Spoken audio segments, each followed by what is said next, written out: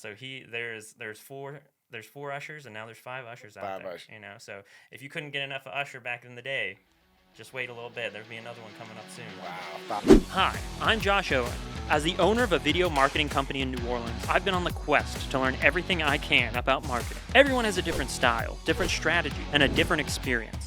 Is there a wrong way to do it? A right way to do it? Let's find out together as we make marketing make sense.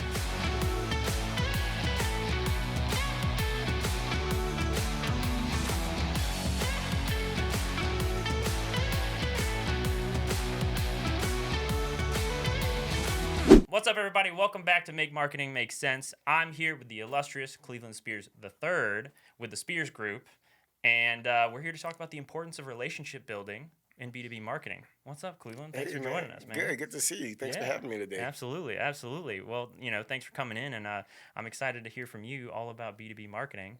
So, I mean, what better way than for me to ask you, with the Spears Group, you guys are prolific in the city, give me an elaboration on, how you operate with relationship building and B2B marketing. It's interesting. One thing about our company, a lot of our clients are B2B. So obviously marketing, you think of consumer goods, McDonald's and Nike and things like that, which are B2C, business to consumer marketing. We work with a lot of kind of institutional clients and help them tell their story about why what it is they're doing is important to the masses. And so as it relates to relationships, I think relationships are at the crux of our business. Every presentation we do, when we're introducing ourselves to a client or a prospective client, we have a slide called What We Believe In. And one of the things on that slide, and it's been on there for years, is we believe deeply in relationships. And then we explain what that means. It means we believe in having relationships with each other, which is our team internally. It means developing relationships with our clients. We become friends and trusted confidants and trusted thought partners with our clients, and then everyone else it takes to make us successful. So business partners like folks like you all are the press and journalists we work with, our production partners we work with, our stakeholders that we're gonna have to engage on behalf of our clients. I'm glad to know I'm in that relationship, man. We've bonded now. You're definitely part of that relationship about, sphere. So we've always believed deeply in relationships, and also that's how we go about building our business as well. Nice. Awesome. I love that. That's fantastic. I mean, having that as a core, I'm sure you've learned along the way a lot of different, metrics in what you do, but are there certain areas that you've kind of noticed or like common mistakes that people make within that sphere? In the sphere of relationships? Yeah, in the sphere of relationship building, what are the common mistakes? I think the common mistakes in relationship building is that some folks who may be newer and are not looking to build relationships, they're looking to get something out of it. And so relationships are these kind of bi-directional relationships where people are helping each other and adding value to each other. And so it's probably not a true relationship if you meet someone, you ask them for something the first time you meet them. Or you meet them and send them an email, ask them for something the very next time. So, fortunately, our business is kind of mature now. We made 15 years this year. When I was younger, congratulations. Thank you. When I was young in business, and I was 25, and the company was 1, 2, 3 years old, I was always like asking.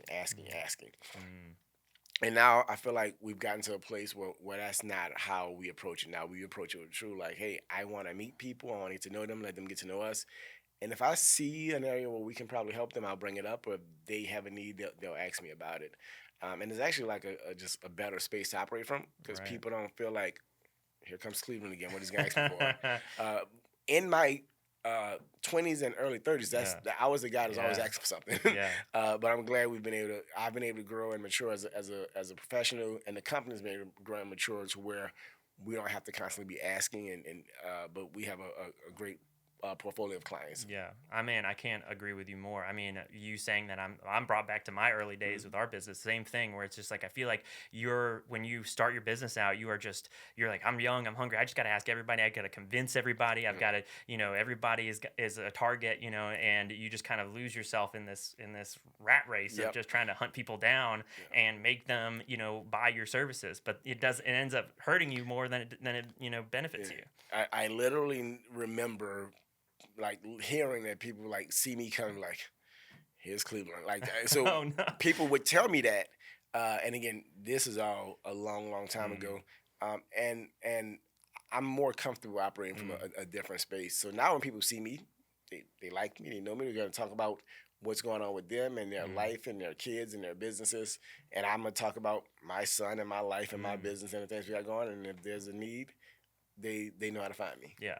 No, that's awesome. I mean, I think too, it's always going to change and build, but at the same time, there's that core that always exists. Like you making that relationship, making that connection. I mean, I'm sure now being a father, that's a great thing to connect on. Yep. And that's a new thing in your life. What are some other things that you've seen, trends that, exist in that same space of relationship marketing, things that you're trying to I guess maybe innovate with to continue on to build relationships? Like, what are you doing to do that? Yeah, so a couple things that I think help in relationship building. One is, I would not consider this innovative, but it's something I believe in. I have believed in it. Is being well read and being knowledgeable. Yeah. I have this joke that I says like I'm a hit at dinner parties because I can talk about dozens and dozens of topics with some level of knowledge on them. I'm not an expert on hardly on any of them, Right. and so what that allows you to do is your ability to engage with folks when you meet folks. Right. If you go to a conference or a party or whatever the case may be, who knows what the other person's gonna be interested in? They're gonna want to talk about it, Right. and so the ability to engage with folks on something that is important to them and be able to talk with some level of knowledge on it is great for relationship building. It makes people remember you. And they had this great conversation about this thing that was important to them. And so that's one thing that I've always believed in. I am an incessant reader and consumer of news. Yeah. And so that's one thing that's good for relationship building. Definitely. And then the second thing is actually probably something unique to us, is that we produce and host events, large events. Yeah. And so we have made the decision that our events, and we probably do maybe 4 or so festivals a year, where we are using those as hosting opportunities. So we are, we got a huge festival going on with thousands of people at it, but we have invited, 20, 30, 40 other people that we have an interest in having a deeper relationship with. And kind of hosting and entertaining them in that way. So kind of hosting and entertaining folks, and not only at our events, but whether it's sporting events, concerts. I'm going to a fundraiser tonight that I've purchased a table at, and I'll be hosting some folks there. So hosting, as well as just being knowledgeable of what's important to the other person. That's awesome. It's almost like you're having an event within the event. That is literally how we do it. Man. To that point, we actually have a manager of that. So really, obviously, our company produces the Fried Chicken Festival, which is a large event. Right. And fantastic event, one of the best. Thank you. Love me some fried chicken. But we have a team member who is managing those kind of like VIP relationships that we've invited. And so like they make sure they get credentials and access, and that there's also a schedule for me. Cleveland, we know you're running this very large festival, but at 3:30, this person is expecting to walk the festival with you, or be shown around, or have some time to chat with you. Right. So it's pretty important, but also pretty structured. Nice. That's amazing. I mean, yeah, I think that's what you got to do if you're gonna really make sure you get out of. I mean, it's kind of interesting because what you're saying is don't try and sell too hard. So you're almost like, all right, well, I got to be laid back a little bit. I don't want to be, but at the same time, you're also saying structure it. Build a structure around what you're trying to do, because it is important to your business and it is an important feature. So if you're not taking it seriously, you're still going to miss out. So it's almost like you need to pull back, but you also need to build structure around whatever you're doing. Yep. So that's fantastic. And the last thing I'll ask is, for those people that are on their first, maybe to your 20-year-old self, we talk like that, so for your 20-year-old self that was out there hustling way too hard, like what advice would you give him in the relationships that he's building? And what would you say? It's very interesting. I'm now 40, and as a much more seasoned entrepreneur, I look back in hindsight and realize that it probably wasn't great. However, I don't know that I would change it much. I may dial it back a little bit, because I also developed this reputation of being like hardworking, aggressive, like serious about business. And so people always knew that. So I don't think it's very nuanced, right? Like I don't think anyone's gonna ever like knock you for being aggressive, especially when you're young. Everyone knew I was like 25 years old. Right. So I got this reputation of being a hard worker, aggressive, trying to grow a new business. Yeah. Was I a little too aggressive? Maybe, but I don't know that I would change my entire approach. Mm, I like the fact that people knew me as aggressive. I like the fact that people knew me like this guy is started a new business mm. and he's very serious about it. So I don't know that I would change much about how I operated in my 20s. Maybe just dial it back a degree or two. Gotcha. Gotcha. Yeah. So, and I think that's definitely something that I think it's good to know for other people out there is like, it's good to just be out there and push yourself because you're going to learn from the mistakes as you go along and you're going to fine tune it. And it sounds like what you're saying is you fine tune things by doing it day after day after day, getting to the point where you're at the peak of your game. Yep. So, You and I were talking a minute ago about one of my friends and someone I look up to, Michael Hecht. I think he's going to be on one of your upcoming episodes, or he's been on one of your episodes. One thing he told me a long time ago, 7-8 years ago, he and I were having lunch, and he said, Cleveland, you're successful because you have good habits. And the habits are waking up every day and getting after it. Right? And I think over the years, people have kind of associate that to me. So what it means for them, if we're about to enter into a business relationship, that I'm hiring a serious person and a serious company, and they're going to do what they promised to do. And all of that is off that early reputation of me being aggressive and out there everywhere you look, talking to people about our company.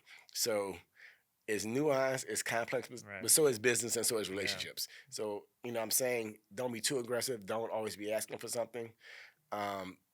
Value authentic relationships. But also at the same time, there's still value in folks knowing that you're serious, you're aggressive about your business. Awesome. Fantastic. Well, that is great advice, and I think everyone listening should definitely heed every bit of word that you said. So I hope we, we'll get that out there to the folks. But now it's time for the special segment. Are you ready for this? I was told that there was a surprise. Well, this segment, I'm calling it Suffix That.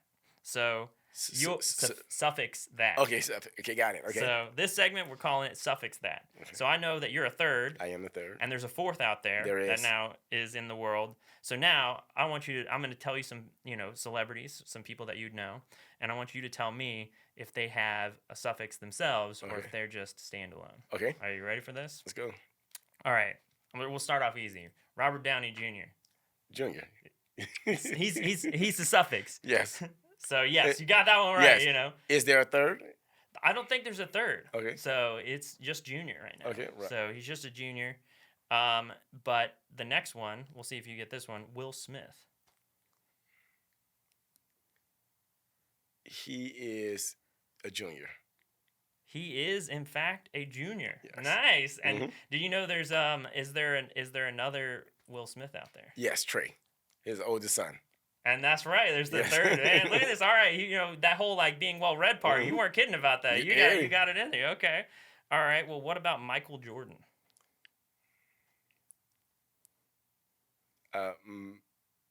Michael Jordan.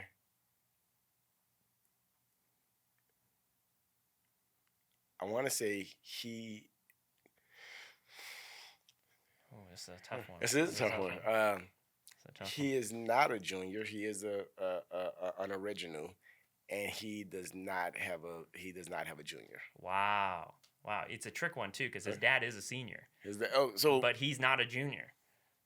So he's not a suffix that. He's a regular that. So. Okay. So his dad is Michael Jordan, and he's Michael Jordan also. But he's not Michael Jordan. He's just but he is a senior. Okay. So he has 5 children, I believe. Oh, yeah. So yes, he doesn't have any others. Yes. So but Michael Jordan is not he's not a junior. So correct. Look at this. So I was right. Look at this, 3 for 3, man. This guy. All right. You're banking it in. Okay.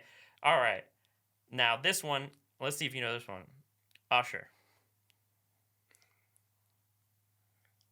Usher is a senior. He has a son who's a junior.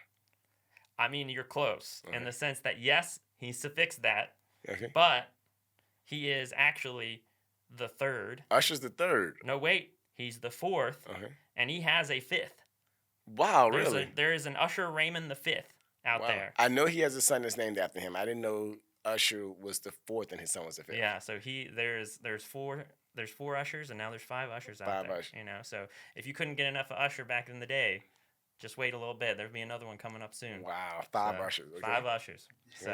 So you heard it here first, folks. There's 5 Ushers. So, well, fantastic, man. Thank you so much for joining me. Thanks for doing our special segment. You nailed it. I mean, I'll give that a 4 out of 4. I mean, you nailed the suffix that. You just missed a little bit of the extra credit. So, that's basically like, getting an A+. So I'll take A's all day. The A's all day right here. Well, thanks you guys so much. Thanks for joining us. And where can we find you on social media? Yeah, so you can find the company on Facebook and Instagram at the Spears Group. You can find our festival, Fried Chicken Fest, also on Facebook and Instagram at Fried Chicken Fest. And you can find me on Instagram, Cleve_Spears on Instagram. I'm on Facebook too, but I stopped checking it like 3 years ago. So wait, Facebook's still around? Don't. And occasionally I'll go on Facebook and check my messenger, and it's like hundreds of Facebook messages, and I'll look to see if there's anything important in there, and like I do that maybe twice a year. Wow. Well, at least you check. I mean, goddamn. I mean, not often. No. Well, there you go. Well, thank you so much, Cleveland, for joining us, and we'll see you all in the next one. Peace. This has been Make Marketing Make Sense, brought to you by Comfystone. If you need video content for social media, your website, or email marketing, hit up Comfystone at comfystone.com and follow Comfystone on Instagram and TikTok. Thanks for watching, and we'll see you on the next one.